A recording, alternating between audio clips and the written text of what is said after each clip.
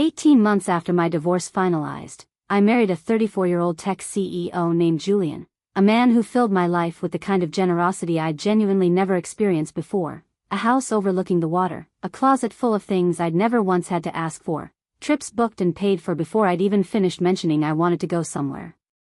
I want to tell you, honestly, that for the first year of our marriage, I let myself believe this was simply what it looked like when a genuinely successful person loved you without reservation. What I didn't understand, until a casual comment from an old college friend sent me looking at numbers I had no real business understanding, was that Julian's company wasn't remotely as profitable as he'd told me, his investors, or, as it would eventually turn out, his own board of directors, and that a meaningful portion of the money funding my entire lifestyle had been quietly diverted from funds those investors believed were being used to build his actual business. My name is Claudia. I'm 41 years old, and this is the story of how one offhand comment at a dinner party sent me down a 6-week investigation into my own husband's company, what a forensic accountant eventually found buried in years of financial filings, and the exact, devastating moment federal investigators showed up at our front door before Julian had any idea I already understood everything they were about to tell him. I need to tell you about my life before Julian, because understanding exactly how thoroughly my previous marriage had worn me down is essential to understanding why everything about my life with him initially felt like such an overwhelming, wonderful relief. My first marriage had ended after 14 years, a slow, grinding dissolution built on years of financial anxiety, a husband whose career never quite delivered what we'd both hoped it might, and a specific, accumulated exhaustion I hadn't fully recognized until it was finally, mercifully over. I met Julian roughly 18 months after that divorce finalized, at a mutual friend's fundraising gala, where he approached me with an easy, confident warmth I hadn't experienced from anyone in longer than I could clearly remember. Julian ran a technology company specializing in supply chain logistics software, a business he described, in our early conversations, as having grown rapidly over the preceding 3 years, recently securing a significant new round of venture capital funding that had, according to him, validated years of careful, strategic work building the company from its earliest stages. I remember, specifically, the confident, easy way he described his company's trajectory during one of our very first substantive conversations, over dinner roughly 2 months into dating. He spoke about his early struggles founding the company with genuine, self-deprecating humor, describing the specific challenges of those first 2 lean years with a candor that made his eventual success feel considerably more earned and credible to me. I mention this specific quality of his early storytelling because I think it's important to understand that Julian wasn't simply a man who exaggerated wildly and implausibly. He was someone who understood, instinctively, exactly how much authentic feeling, struggle and vulnerability to weave into his account of success, making the eventual, considerably more inflated version of his company's actual performance feel entirely of a piece with a story I already had every reason to find credible. I want to be honest that I understood almost nothing about the technical or financial specifics of his industry, and had no particular reason, in those early months, to question anything he told me about a business that clearly seemed, from every visible external sign, to be thriving. Our courtship moved quickly, and our marriage, once it began, felt like an almost overwhelming abundance after years of careful, anxious budgeting in my previous relationship. Julian handled our household finances almost entirely himself, an arrangement I accepted gratefully at the time, exhausted as I was from years of shouldering that same responsibility largely alone in my first marriage. I remember, specifically, the first vacation Julian planned for us, roughly 4 months into our relationship, a week in a coastal villa he'd booked without any discussion, presenting it to me as a surprise complete with a private chef and daily excursions already arranged. I remember crying, genuinely, standing in that villa's kitchen, overwhelmed not just by the luxury itself but by the specific, novel sensation of being cared for so completely, without having to ask, negotiate, or worry about whether we could actually afford it. I mention this specific memory because I think it's important to understand exactly how deeply that particular kind of generosity landed for me, given everything I'd been through in my previous marriage, and why it took considerably longer than it might have for someone without my specific history to start questioning where it was all actually coming from. That I want to spend a moment on something I've reflected on considerably since all of this happened, the specific, mundane questions about Julian's company I simply never thought to ask during our courtship or early marriage, questions that, in hindsight, might have surfaced concerns considerably earlier. I never asked, for instance, how many employees his company actually had, or requested any specific detail about his customer base beyond his own general, confident descriptions of steady, impressive growth. I understood, intellectually, that his company was a private business, one I had no automatic right to detailed financial information about simply by virtue of being married to its CEO. But I also understand now that my own comfortable acceptance of that boundary, one that felt entirely reasonable and respectful at the time, also meant I had almost no independent way of verifying anything Julian told me about the actual, underlying health of the business funding our entire life together. The first thread that eventually unraveled everything arrived, almost absurdly, during an ordinary dinner party roughly 14 months into our marriage, through a comment from an old college friend, Priya, who worked, coincidentally, as a financial analyst covering the technology sector for an investment research firm. Priya mentioned, in the casual, unguarded way people discuss their professional field at social gatherings, that she'd recently reviewed a competitor analysis touching briefly on Julian's own company, describing, almost in passing, that the broader industry consensus placed his company's actual revenue considerably lower than the figures Julian had always described to me as our household's own financial foundation. I remember feeling only mild, distant confusion in that exact moment, assuming Priya's information was simply outdated or based on incomplete public data, the kind of imprecise, second-hand assessment that often circulates about private companies whose actual financials aren't publicly disclosed. I didn't think much more about that comment for several days afterward, filing it away as an unremarkable, forgettable detail from an ordinary evening.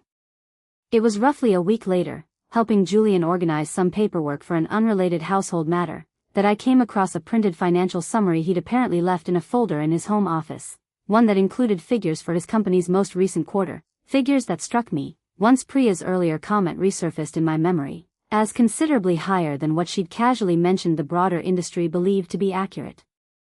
I remember the specific, strange sensation of standing in Julian's home office that afternoon, a room I rarely spent much time in myself, holding a document that suddenly felt considerably heavier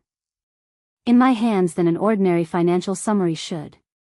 I photographed several pages, telling myself, at the time, that I was simply satisfying a passing curiosity, that I would likely find some reasonable explanation once I actually looked more closely, rather than uncovering anything genuinely concerning about the man I'd married. I want to describe the specific, careful process I went through over the following several days, because I think it matters for understanding how deliberately I approached what quickly became a genuinely serious concern, rather than reacting immediately to what still felt, at that early stage, like a possibly innocent discrepancy. I didn't confront Julian directly. I understood, almost instinctively, that raising a vague, half-formed suspicion about company finances I didn't fully understand myself would likely produce either a dismissive, technical explanation I had no ability to actually evaluate, or, if something genuinely concerning was happening, an opportunity for him to become more careful about what he shared with me going forward. Instead, I called Priya directly, framing my questions as general, professional curiosity about how technology company valuations and revenue figures are typically assessed by outside analysts, careful not to reveal the actual, personal reason behind my interest. She explained, patiently, that private companies like Julian's aren't required to publicly disclose detailed financials the way publicly traded companies are, but that industry analysts often develop reasonably accurate estimates based on hiring patterns, office expansion, customer testimonials, and other visible signals, estimates that, in Julian's specific case, had consistently suggested a company operating at a considerably smaller scale than the figures I'd seen in that home office folder. I asked Priya, carefully, whether she'd be willing to help me understand more, without initially telling her the full personal context behind my questions. She agreed, and over the following 2 weeks, working through evenings after Julian had gone to bed, we began quietly assembling a considerably more complete picture of what his company's actual financial position likely looked like, compared to what he'd been telling me, and, I was beginning to understand, quite possibly what he'd been telling his own investors as well. I remember the specific evening, roughly 10 days into this quiet collaboration with Priya, when I finally told her the actual, personal reason behind my questions, rather than continuing to frame everything as abstract, professional curiosity. She was quiet for a long moment on the phone after I explained, and then told me, gently but directly, that she'd actually begun to suspect something like this once I'd asked my third or fourth increasingly specific question, and had simply been waiting for me to be ready to say it out loud myself. That conversation marked a genuine shift in how we approached the remaining research together, moving from a careful, hedged professional exchange into something considerably more direct and collaborative, with Priya fully understanding the actual stakes of what we were trying to uncover. Priya's professional network and analytical tools, over those 2 weeks, revealed a picture considerably more concerning than either of us had initially anticipated when we began this quiet, informal investigation.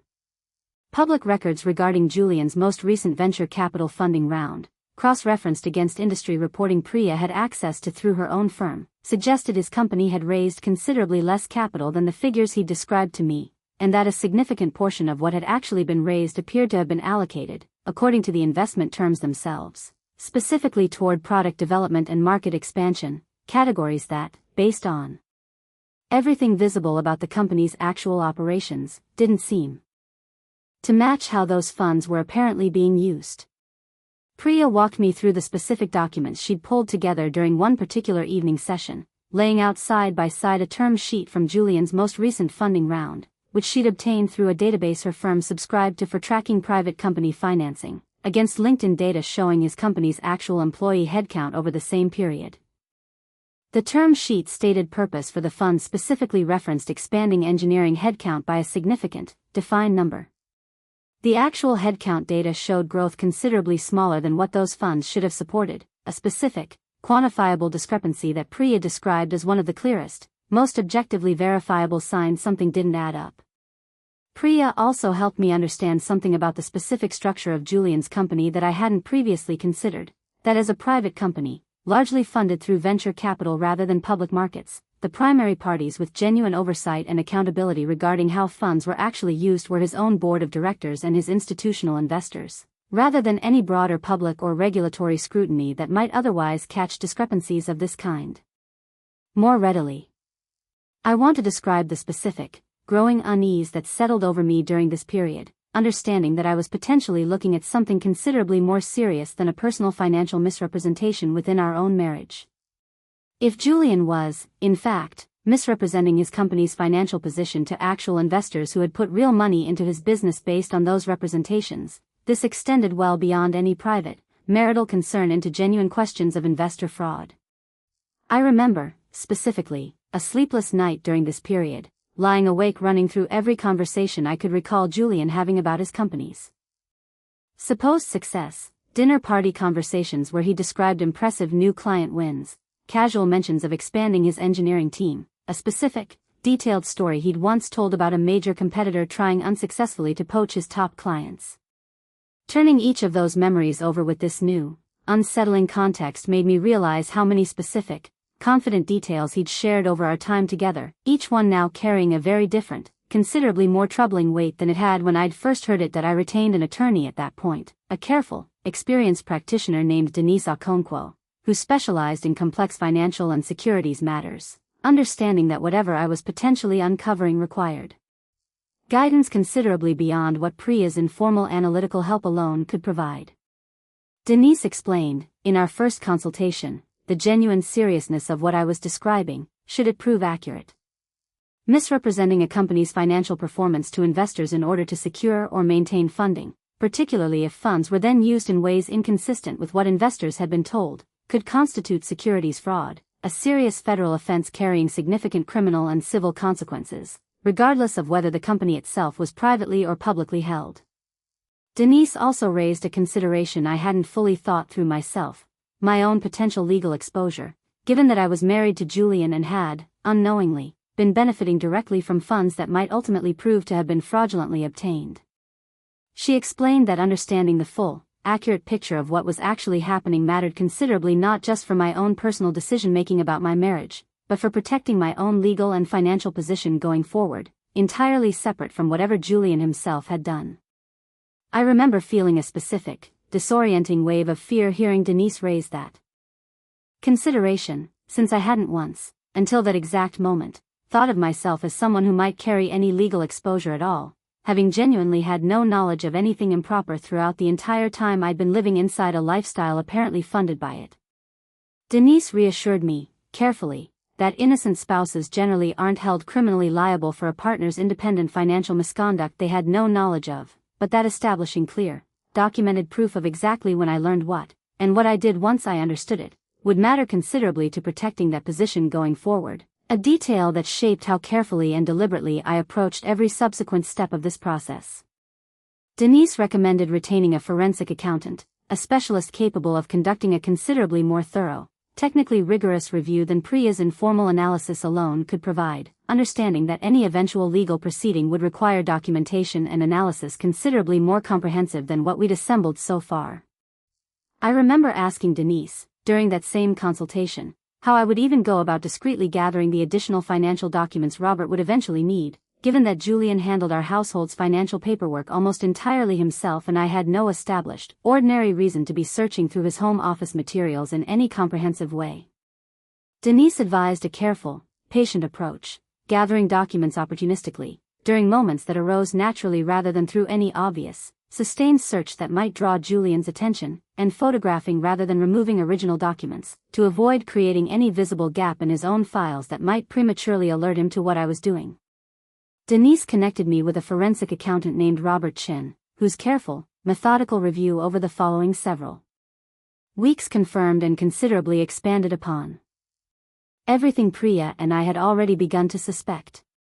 Robert's analysis, working from financial documents I was able to discreetly gather from our own home office over several careful weeks, alongside publicly available records regarding Julian's venture funding, established a clear, documented pattern. Julian's company had, in fact, raised a specific, substantial round of funding roughly 2 years earlier, with investment terms explicitly designating those funds for product development, engineering staff expansion, and market growth initiatives. Robert's review of the company's actual operational footprint during that same period, however, showed considerably less expansion than those designated fund uses would suggest, alongside a pattern of personal expenditures, routed through the company's own accounts, that appeared to directly correspond to a significant portion of our own household's lifestyle over that same period. I want to describe the specific, devastating clarity of seeing Robert's completed report for the first time, laying out, in careful, methodical detail, a direct financial through-line connecting money his investors believed was building his actual business to expenses that had funded my own home, my own wardrobe, vacations I genuinely believed reflected Julian's own legitimate, well-earned success. Robert's report also identified something Denise described as particularly significant, evidence that Julian had prepared and distributed financial summaries to his own board of directors, on a quarterly basis, containing revenue and expense figures that didn't match the company's actual underlying financial records, a pattern of documented, deliberate misrepresentation considerably more serious than any single instance of poor judgment that I want to spend a little more time on the specific mechanics of Robert's forensic review, because I think understanding exactly what he actually found, in concrete terms, matters for grasping the genuine scope of what Julian had done.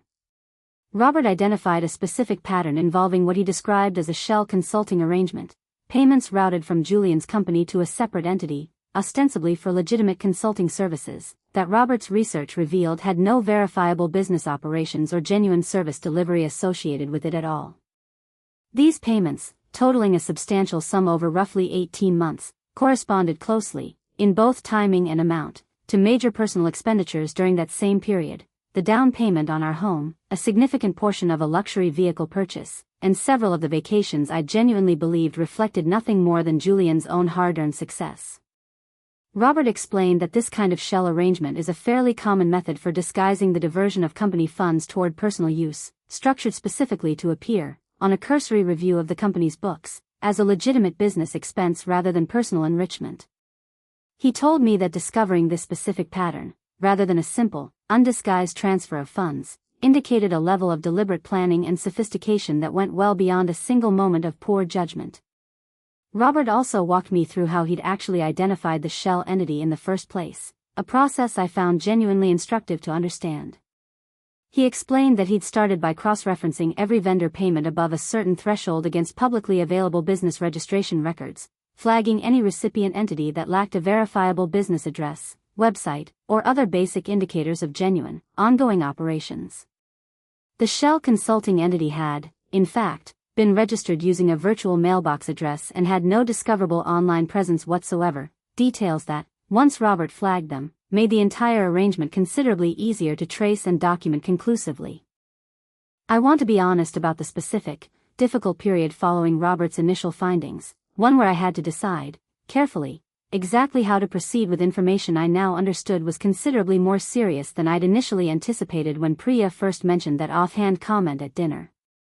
Denise explained my actual legal options at that point, a decision that required weighing several genuinely complicated considerations simultaneously.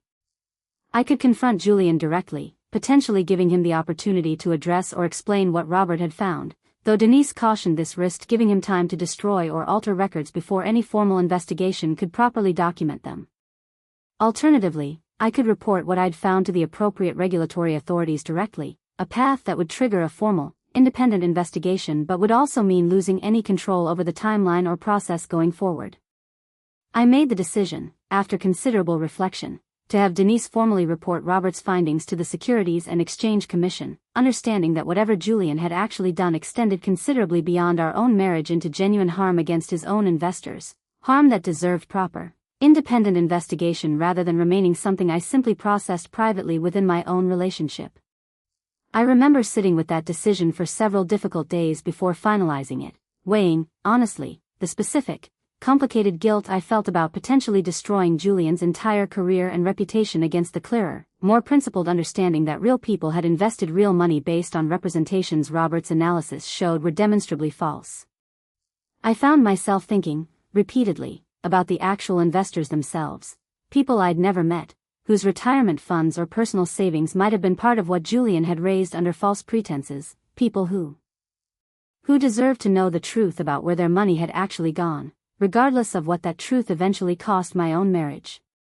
I want to describe the specific, sustained composure this decision required of me, continuing to live alongside Julian during the weeks that followed, maintaining our ordinary domestic routine, while understanding, entirely, that a federal investigation into his company's finances was already quietly underway, one he had no idea I'd had any role in initiating at all.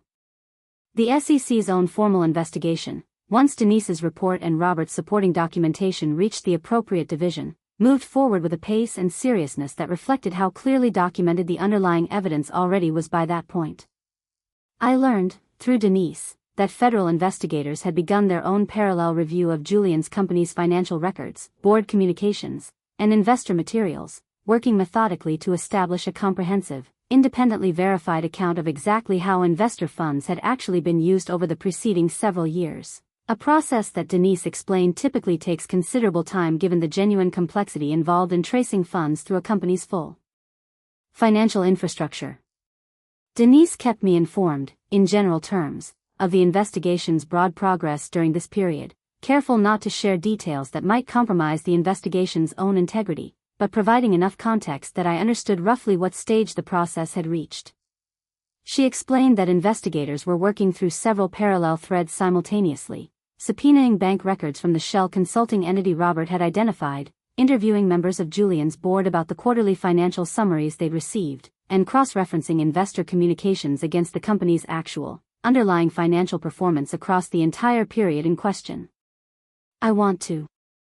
describe the specific, surreal quality of those weeks, knowing that federal investigators were quietly building a case that would eventually upend Julian's entire professional life, while he continued, entirely unaware, describing his company's supposedly thriving quarterly performance to me over ordinary dinner conversations, planning our next vacation, discussing expansion plans for a business that federal investigators already understood to be built on a foundation of documented misrepresentation. I remember one specific dinner conversation during this exact period that I still think about often. Julian described, with genuine enthusiasm, a new hire he was planning to bring onto his engineering team, walking me through his vision for a product feature he believed would meaningfully differentiate the company from its competitors over the following year. I sat across from him, nodding along, asking the kinds of supportive questions a genuinely engaged spouse would ask, while holding, entirely privately, the complete knowledge that federal investigators already possessed documentation suggesting this same company's actual financial foundation was considerably less solid than either his employees or his investors understood it to be. I don't think I fully appreciated, until living through that exact evening, how genuinely exhausting maintaining that kind of sustained, necessary composure could actually be, night after night, for weeks at a time. Federal investigators arrived at our home on an ordinary Tuesday morning, roughly 6 weeks after Denise's initial report, presenting Julian with a formal notice regarding the investigation and a request for extensive document production from both his company and our own personal financial records. I watched Julian's face move through a sequence I recognized, by that point, as devastatingly familiar from everything Denise had described to me about how these situations typically unfold: initial confusion, then a dawning horrified recognition as the investigators described the general scope of what they were investigating, and finally, once he understood the specific, comprehensive nature of the documentation they already possessed, a kind of visible, physical collapse. I remember standing slightly apart from the investigators and Julian during that initial conversation, close enough to hear everything but positioned, deliberately, as someone simply present in her own home rather than an active participant in what was unfolding. One of the investigators glanced toward me at one point, a brief, professional look I couldn't fully read, and I understood, in that exact moment, that whatever role I'd played in initiating this entire process was likely already known to them, even though Julian himself remained, for those first several minutes, entirely unaware of it. He asked me, once the investigators had left, whether I had any idea what any of this was about, a question I answered honestly, telling him that I did, in fact, know considerably more than he currently understood, and that I had known for weeks. I watched him process that admission with a specific, additional horror layered on top of everything the investigators had just described, understanding, in that exact moment, that his own wife had been the one who'd initiated the entire investigation now unfolding around him. I told Julian, once we were alone, exactly what had happened: Priya's offhand comment, my own quiet research, Robert's forensic review, and my ultimate decision to report what we'd found to federal regulators rather than simply confronting him privately within our own marriage. He asked me, with what I understood as genuine, if belated, desperation, why I hadn't simply come to him directly once I first began to suspect something was wrong. I told him, honestly, that I had considered that option seriously, more than once, but that the growing scope of what Robert's forensic review was uncovering had convinced me the issue extended well beyond something a private, marital conversation could adequately address or resolve. I told him, honestly, that I'd considered that option, but that Denise's guidance, and my own growing understanding of the genuine seriousness of what Robert had found, had convinced me that a private conversation between us wouldn't adequately address harm being done to real investors who deserved proper, independent accountability, rather than a resolution that existed only within the private confines of our own marriage. I asked him directly whether he'd understood, at any point during the preceding 2 years, the actual seriousness of what he was doing, misrepresenting his company's finances to people who'd trusted him with real, substantial investments. He didn't have a clean, satisfying answer for that question. He described, instead, a familiar, gradual rationalization, an initial small discrepancy between projected and actual performance that he'd covered with a slightly optimistic report, followed by an escalating pattern of increasingly significant misrepresentation as the gap between the story he was telling and the company's actual performance grew wider over time. He told me, during that same conversation, something that has stayed with me since, despite everything else that eventually made it difficult to feel much sympathy for him at all. He said that once the gap between the story and the reality grew large enough, he began to feel trapped by his own earlier misrepresentations, understanding that correcting the record at that point would have required admitting to a pattern of deception considerably more damaging than any single quarter's disappointing performance would have been on its own. He said he kept believing, across those 2 years, that the company's actual performance would eventually catch up to the story he'd been telling, allowing him to quietly close the gap before anyone noticed it had ever existed at all. It never did. The formal legal proceedings that followed unfolded across both civil and criminal tracks, reflecting the genuine severity of what the SEC's own investigation ultimately confirmed.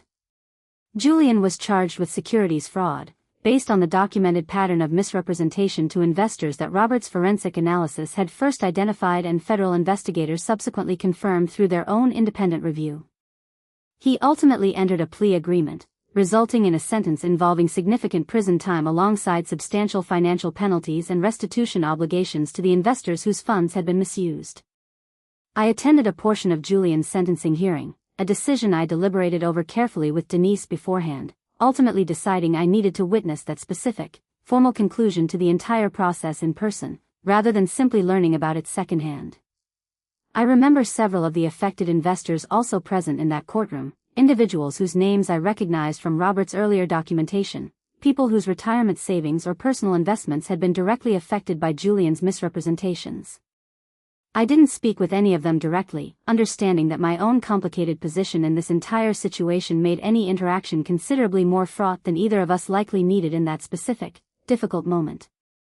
But sitting in that same room, understanding the real, human scope of harm Julian's choices had caused people beyond just our own marriage, gave the entire legal process a weight and finality I hadn't fully processed until I actually witnessed it firsthand.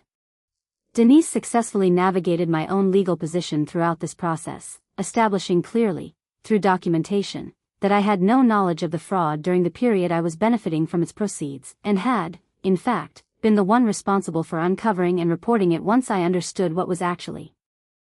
happening.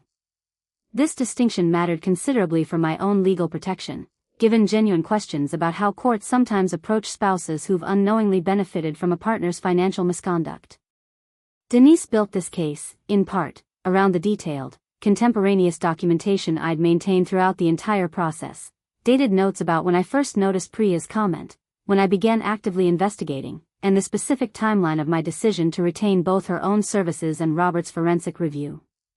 She explained that this kind of careful, real-time documentation proved considerably more persuasive to both the SEC and, eventually, the court overseeing our divorce proceedings, than any after-the-fact account I might have tried to construct without that contemporaneous record, reinforcing something Denise had emphasized from our very first meeting, that careful documentation, maintained consistently throughout a difficult process, tends to matter as much to your own legal protection as it does to building a case against anyone else's wrongdoing. Our marriage ended formally within the same general timeframe as the criminal proceedings concluded. A divorce Denise helped me navigate with the same careful attention she'd brought to protecting my broader legal position throughout the entire ordeal that I want to address, briefly, the specific, practical question of what happened to the house, the lifestyle, and the various assets that had come to define our marriage, since I think it matters for a complete, honest account of this entire situation. The restitution obligations Julian faced, combined with the SEC's own civil penalties, ultimately required the liquidation of a considerable portion of what I'd previously understood to be our shared assets, including our home, a process Denise navigated carefully to ensure I retained whatever legitimate share I was legally entitled to, given that a meaningful portion of those assets had, in fact, been purchased using diverted, fraudulently obtained funds rather than any legitimate income Julian had earned. I want to be honest that untangling exactly what I was and wasn't entitled to keep, given how thoroughly fraudulent funds had become woven into our entire shared financial life, was one of the more complicated, ongoing challenges of this entire process, one that took considerably longer to fully resolve than either the criminal proceedings against Julian or our own divorce itself. I eventually retained a modest settlement, reflecting a legitimate portion of assets Denise successfully argued I was entitled to, alongside the difficult, ongoing understanding that a meaningful portion of the comfortable life I'd once enjoyed had, in fact, never been legitimately mine to keep in the first place. That I don't tell this story to suggest that everyone marrying someone wealthy or successful should assume fraud or deception is hiding underneath. Most successful people are exactly who they present themselves to be. What happened with Julian was the result of one specific person's decision to build an elaborate, sustained misrepresentation to real investors, a decision I happened to uncover through nothing more dramatic than an old friend's offhand comment at an ordinary dinner party. If there's something practical I'd ask you to take from this, particularly if you're building a life with someone whose finances you don't fully understand or actively participate in managing, it's this: understand, at least in general terms, where the money supporting your life actually comes from, and don't hesitate to ask direct, specific questions if something you hear, even in passing, doesn't quite align with what you've been told. A single, casual comment is what started this entire investigation for me, and I've learned not to dismiss those small, nagging inconsistencies simply because they arrive in an unremarkable, easily overlooked moment. I think, often, about how easily I could have let Priya's comment pass entirely unexamined, continuing to live inside a life I genuinely believed was built on legitimate success, rather than looking more closely at exactly what I was actually looking at. I don't regret the difficult, complicated process that followed, even knowing everything it eventually cost both Julian and me. I regret, if anything, that it took an accident of casual conversation to finally prompt me to ask the questions I probably should have been asking all along.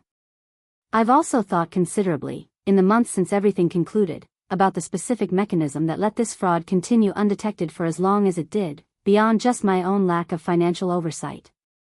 Julian's board of directors, the people with the most direct, formal responsibility for overseeing exactly this kind of financial misrepresentation, apparently accepted his quarterly summaries with considerably less independent scrutiny than one might expect, a detail that emerged during the broader investigation and that Denise described as, unfortunately, a common vulnerability in smaller, founder-led companies where a charismatic, confident CEO's own account of the business's health often goes less rigorously verified than it probably should. I think that broader lesson, about how easily confident, well-presented misrepresentation can slip past even professional oversight, matters considerably beyond just my own personal, marital experience of it.